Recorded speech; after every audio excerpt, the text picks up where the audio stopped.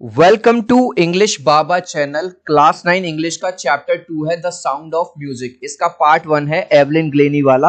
आज हम करेंगे उसके क्वेश्चन आंसर, तो जल्दी से वीडियो को लाइक कर दो। आई होप चिल्ड्रन आपने वीडियो को लाइक कर दिया है और अभी तक चैनल को सब्सक्राइब नहीं किया तो सब्सक्राइब कर दो सो दैट आपको हमारे सारे अपडेट्स मिलते रहे। क्वेश्चन नंबर 1 देखिए, how old was Evelyn when she went to the Royal Academy of Music. Children अगर आपने स्टोरी पढ़ी है तो आपको पता होगा, क्वेश्चन पूछ रहा है कि जब Evelyn royal Academy of music में गई थी ट्रेनिंग लेने के लिए तब वो कितने साल की थी। तो आंसर है Evelyn was not even 17 when she went to the Royal Academy of Music. मतलब पूरी तरह से वो 17 साल की भी नहीं हुई थी। इसका मतलब ये है कि वो 16 प्लस थी, 16 की हो चुकी थी लेकिन अभी पूरी 17 की नहीं हुई थी। Next question, when was her deafness first notice. Deafness का मतलब चिल्ड्रन क्या होता है? डेफनेस मतलब बहरापन, मतलब उसको कुछ सुनाई नहीं देता था, उसको सुनने में दिक्कत होती थी। तो उसका जो डेफनेस है पहली बार कब नोटिस में आया? व्हेन वॉज इट कंफर्म, और फाइनली कंफर्म कब हुआ? तो आंसर लिखेंगे her deafness was noticed when she was 8 years old. जब वो 8 साल की थी तो पहली बार उसका जो डेफनेस है वो नोटिस हुआ था। It was confirmed when she was around 11 years old, और जब वो 11 साल की हुई, जब उसको डॉक्टर के पास ले जाया गया तो ये वाली बात कंफर्म हो गई कि हाँ उसकी नर्व में कोई दिक्कत है, कान में कुछ दिक्कत है जिसकी वजह से वो सुन नहीं पाती। Who helped her to continue with music? What did he do and say? उसकी किसने हेल्प करी म्यूजिक को परस्यू करने में और उन्होंने क्या किया? सबसे पहले यहाँ इमेज से समझो।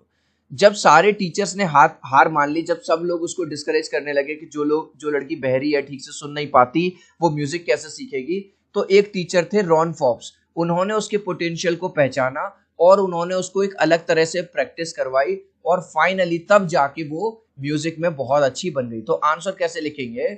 रॉन फॉब्स, बस एक वर्ड का आंसर है, helped her to continue with music. पूरा का पूरा म्यूजिक क्वेश्चन से ही लिख दिया। रॉन फॉक्स जो उसके टीचर थे उसने उसकी हेल्प की एवलिन ग्लेनी की म्यूजिक सीखने में। He spotted her potential and said. अब होता है ना कभी कभी हमें स्कूल में ऐसा टीचर मिल जाता है जो कहता है बेटा आपके अंदर पोटेंशियल है, मैं आपके ऊपर काम करूंगा, आपको मतलब हेल्प करूंगा। तो उन्होंने उसका पोटेंशियल पहचान लिया और कहा don't listen through your ears, try to sense it some other way. मतलब रॉन फॉब्स ने एवलिन ग्लेनी से क्या कहा कि अगर तुम्हारे कानों में दिक्कत है तो तुम कानों से सुनने की कोशिश मत करो, इसको सेंस करो म्यूजिक को कुछ अलग तरीके से। He began by tuning 2 large drums to different notes। उन्होंने 2 अलग अलग ड्रम लिए और अलग अलग, एक में हाई नोट चलाया, एक में लो नोट चलाया, और इस तरह से उन्होंने उसको प्रैक्टिस देना शुरू कर दिया। नेक्स्ट क्वेश्चन है, name the various places and causes for which Evelyn performs. Evelyn किन किन जगहों पर परफॉर्म करती है, मतलब अपना जो म्यूजिकल परफॉर्मेंस है, ठीक है, वो कहां कहां देती है। Apart from regular concerts. Concerts क्या होते हैं चिल्ड्रन? जैसे म्यूजिकल शो होते हैं, जैसे अरिजीत सिंह के और बड़े बड़े सिंगर्स के, दिलजीत दोसांझ के, ठीक है। कॉन्सर्ट्स के अलावा एवलिन परफॉर्म करती है प्रिजन्स, जेल में और हॉस्पिटल्स में, मतलब जहां बच्चे बंद होते हैं, जहां हॉस्पिटल्स में पेशेंट्स हैं, उनको थोड़ा सा रिलीफ देने के लिए, और वो इस चीज का कोई पैसा भी नहीं लेती।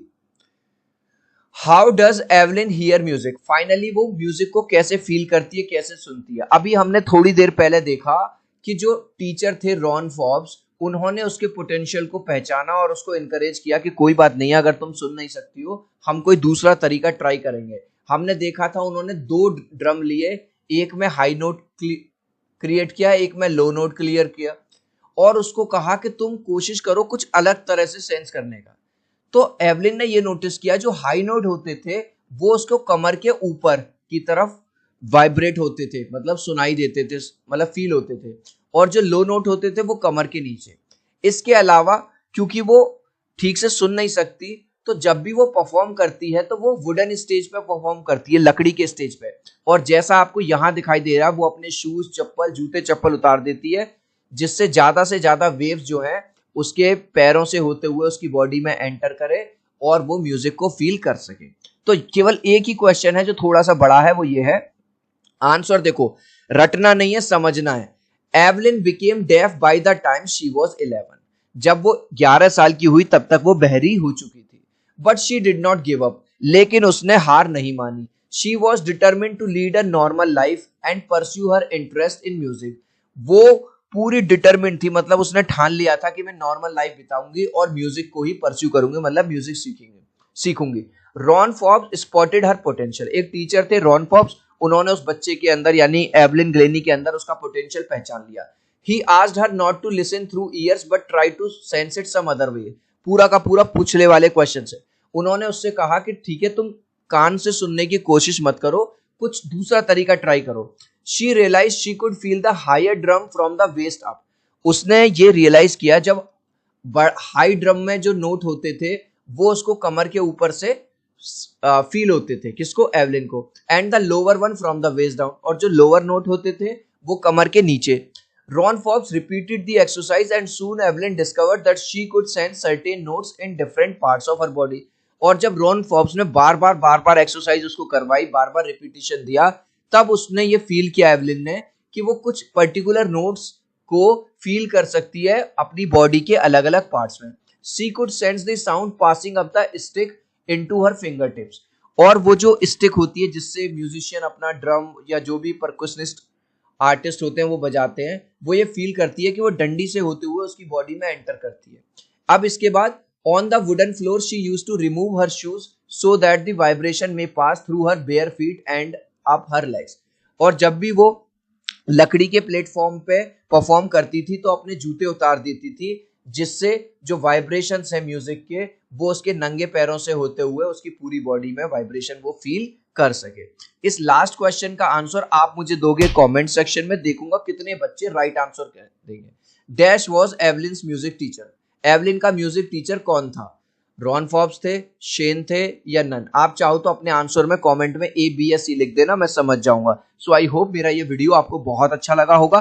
प्लीज वीडियो को लाइक कर देना, चैनल को सब्सक्राइब कर देना। अब हम मिलते हैं अगले वीडियो में। Bye bye.